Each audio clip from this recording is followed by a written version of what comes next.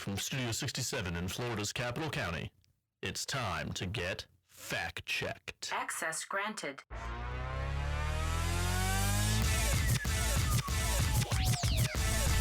Good people of Florida, welcome back to Fact Check Episode 2.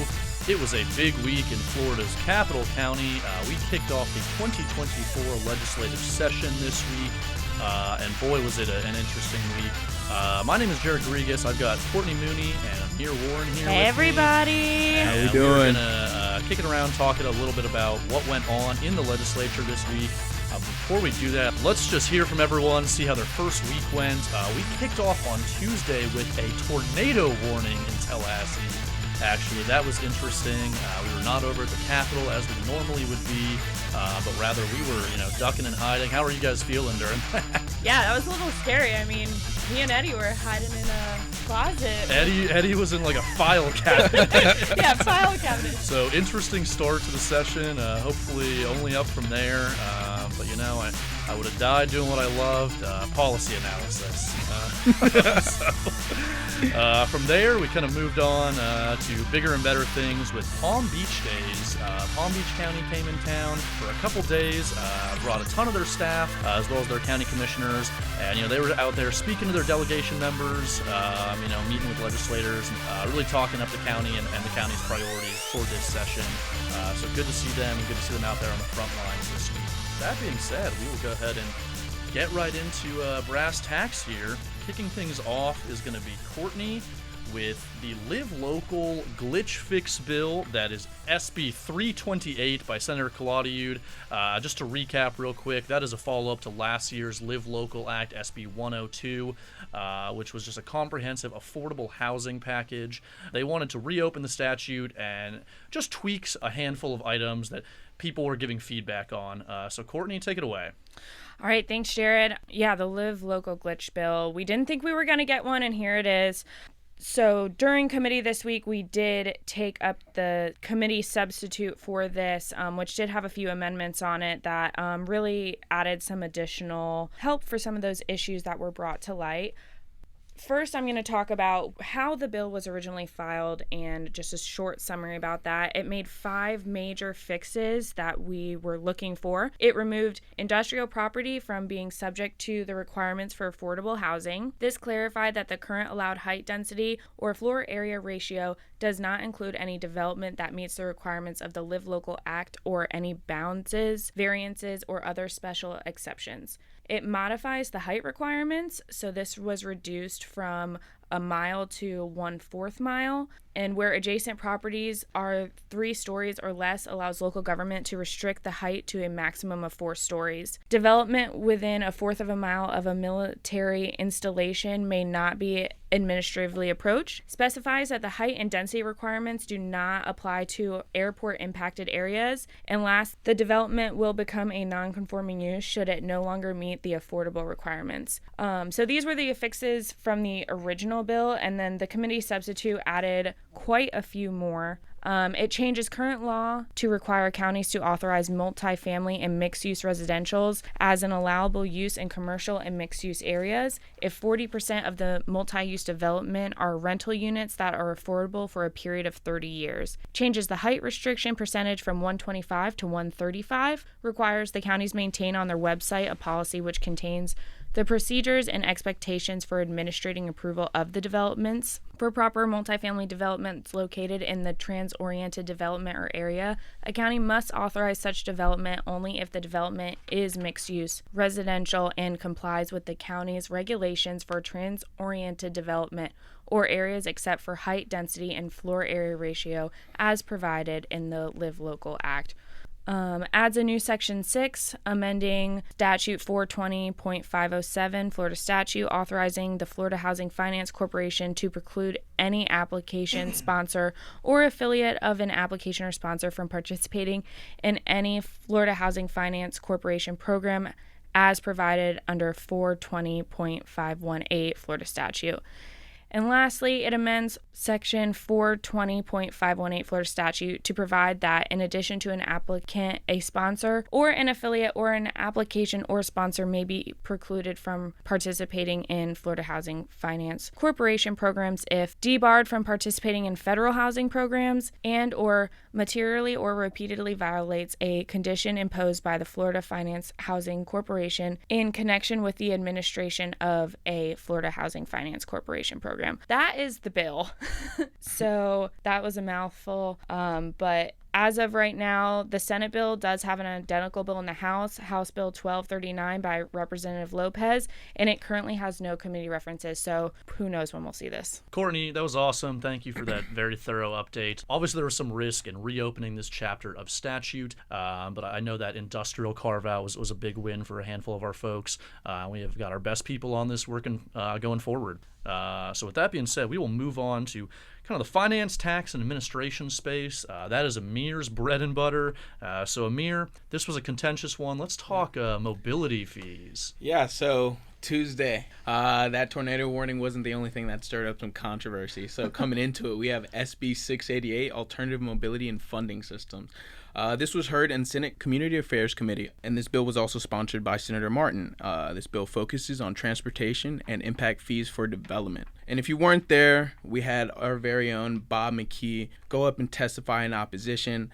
One of his main talking points was the fact that there's 200 cities that are located in municipalities that lack mobility or impact fees. McKee went on to argue that if SB 688 passes unchanged, counties might have to scout for alternative revenue to address their extra-jurisdictional impacts. Palm Beach County staff also weighed in with their reservations as well. Similarly, on the House side, we see Representative Robinson propose HB 479, which is its companion bill, and this also faced opposition from Bob McKee and Palm Beach County staff. However, House Bill 479 managed to secure favorable passage and is now heading to its next checkpoint, the House Ways and Means Committee. And also, to double back on the Senate side, after, countless testimony, we also inevitably saw SB 688 move on to its next committee stop, which was Committee of Transportation. Thanks, Amir. Yeah, this is one we covered in our session preview podcast last week. Just to recap real quick, what the bill does, primarily impacting our counties, is it limits the collection of mobility fees to a single permitting local government. Obviously, these roads within our counties and our county road systems do not exist within a vacuum. Obviously, we have road systems that, might transcend a single municipality's road system. And so that's where we're seeing kind of some of these conflicts arise at the local level between counties and municipalities. And we are reluctant to kind of see the state put their thumb on the scale and pick winners and losers within this dispute. So that's one we'll be opposing going forward. But Amir, thanks again for that great summary. Moving along, we are going to kick it back over to Courtney to talk about a very bad preemption that actually evolved out of a pretty simple heat exposure requirements preemption. This thing has grown into a much larger problem. So Courtney, let's hear it. Yeah, like Jared just said, this is a large preemption bill. This is House Bill 433 by Representative Esposito. This bill has two parts to it. It's a preemption against labor and employment, and governments can't seek to control wages or benefits in the procurement process.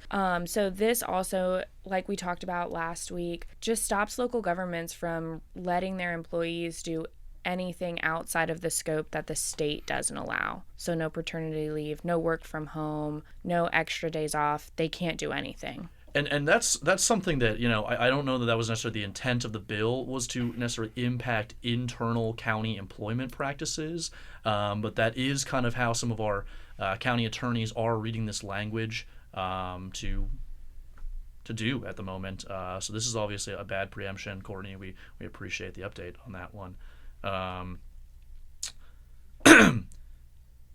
Moving right along, we saw a handful of committee bills in the Ways and Means Committee this past week.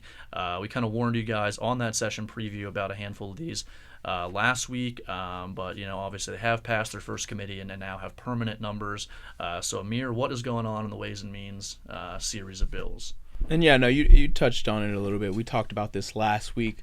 But going forward on this week, we see them being renamed. So we have HJR 7015, HJR 7017, and House Bill 7019, respectively. HJR 7015, formerly known as WMC1, proposes a constitutional amendment that would raise the upper bound of the second homestead exemption from $75,000 to $100,000, thus changing the maximum exemption amount from $25,000 to $50,000. Again, this will add a whopping price tag. Yeah, so as Amir mentioned, this is a constitutional amendment, so it would still go to the voters even if it did get passed legislatively.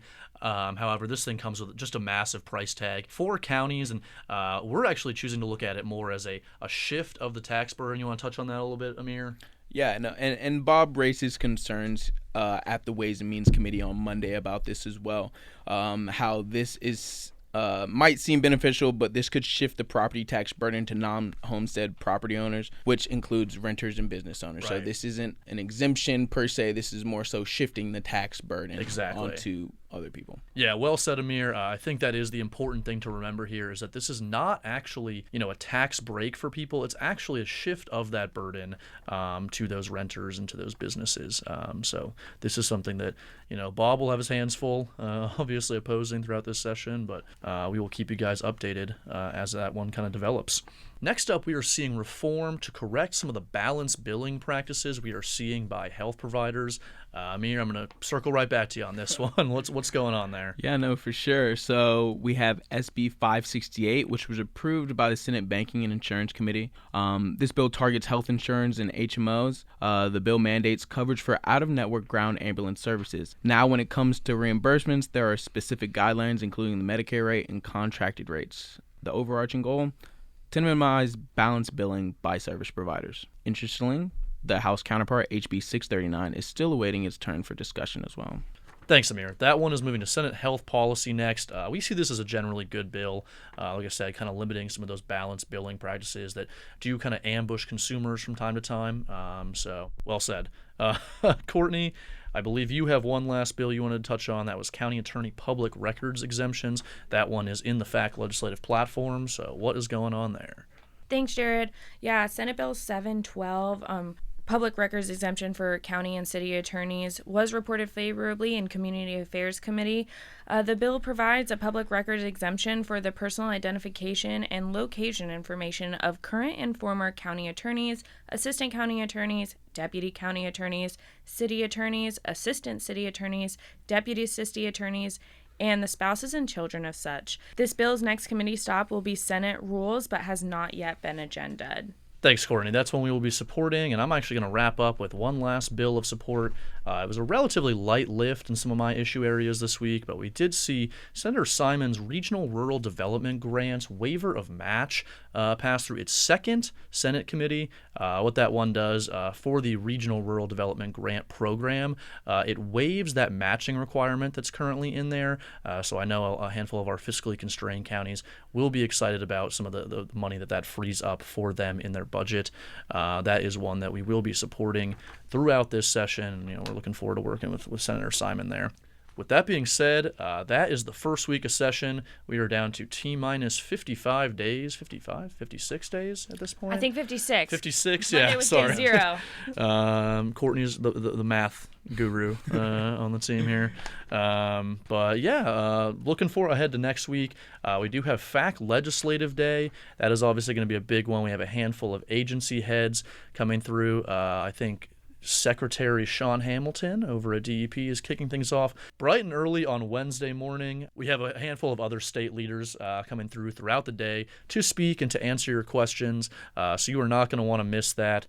Obviously, I think it's Broward Days as well. Yeah, Tuesday is Broward Days. That'll be a fun one. On Wednesday, we have the Polk County Day reception in the evening. So both those will be super fun events for everyone to come to, and we can't wait to see everyone here in town. Yeah, we are looking forward to seeing everyone. It's going to be a busy week, and actually FAC Ledge Day could not come at a better time. We are going to have a handful of commissioners in town just in time to speak against the term limits bill that is going to be up next Tuesday. Courtney, where's that going to be? Yeah, the term limits bill is going to be in Senate Ethics and Elections at 8:30 in the morning. Please come if you are here. Please stop by and talk to your senators and even your representatives to encourage them to vote down on this bill. Thanks, Courtney. Yeah, it's going to be a heavy lift next week, but that is sort of the big fish that we are seeing agendaed as of right now. So please come through, make your voices heard. All you guys were so great about that last session, and I think that ultimately was a big part of why the bill was, stuffed in a drawer and forgotten about for the time being.